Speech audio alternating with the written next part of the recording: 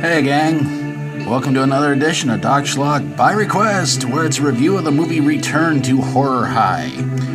And this one was sent in to us by fellow YouTuber Resident Vania 77. Now, some time ago I did review this movie, but, well, I had to take it down.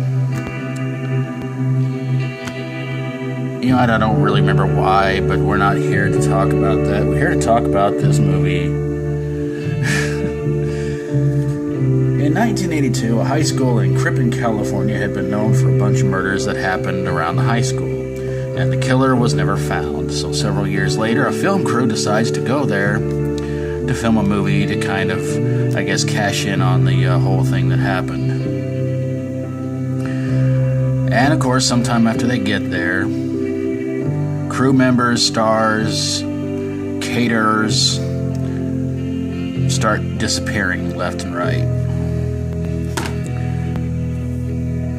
So, former student turned leading man turned cop turned, I guess, continuous B-movie actor Steven decides to try and investigate the whole thing along with his co-star and love interest, Callie. Well, as more disappearances happen, nothing seems to be quite right, and Callie has a dream where she is in the movie, where the killer of the movie is following her, and she gets inside of this car, and she realizes that the janitor, who had, well, of course, been, you know, who was there also for when all the murders happened at the high school, is in the backseat of the car, and she starts to think that maybe it's him. So Steven and Callie decide to do some more investigating, and they go into the basement of the high school where the janitor is there. But it turns out the janitor was actually the principal named Castleman in disguise. And Castleman explains to both of them that, well, he did all of this because Steven and his daughter fell in love, and, well, nothing good came out of that one, let me tell you. And so Castleman has pretty much lost his mind and tries to finally do away with both Steven and Callie, but they wind up playing catch the javelin with him, and it doesn't end well either. Steven and Callie get out of the basement. The next day, the police, who've been part of the movie quite a bit, show up to finally go see what's going on. They go down the basement. Castleman is still somehow alive, and they take care of him with a little gunfire. And it seems like the crew members and everybody like that, who were covered up in bed sheets, all get up, get everything together, pack it in the vans, and take off, and the police come out of the high school going, "What just happened?" And the movie ends with the, well, except for Oliver, who there was no explanation what happened to him.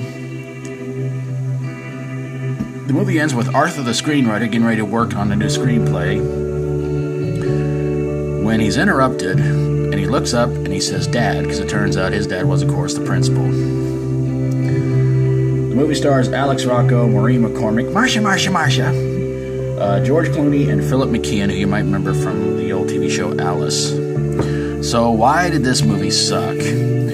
Well, I can't really say that I hated this movie immensely, but there was a lot to kind of hate about the movie. I think that doing the whole movie within a movie thing was kind of bad. The fake out ending was pretty bad, and of course we never knew what happened to Oliver, played by George Clooney.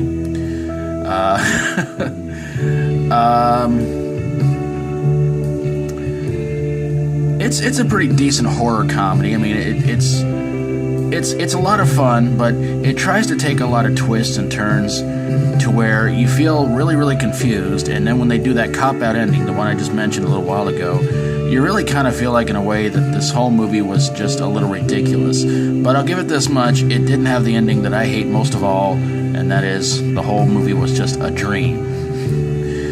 But yeah, the cop-out ending, pretty bad, but at least the movie kind of ended with something that was like, huh, that was okay. And a lot of people kind of wonder, you know, is this movie the sequel to a movie called Horror High? No, neither one of those movies have anything in common, so trust me on that one. But yeah, I can't say I immensely hated this movie, but when it all wrapped up, it was okay overall. And then that end credit part where it says the end, or is it?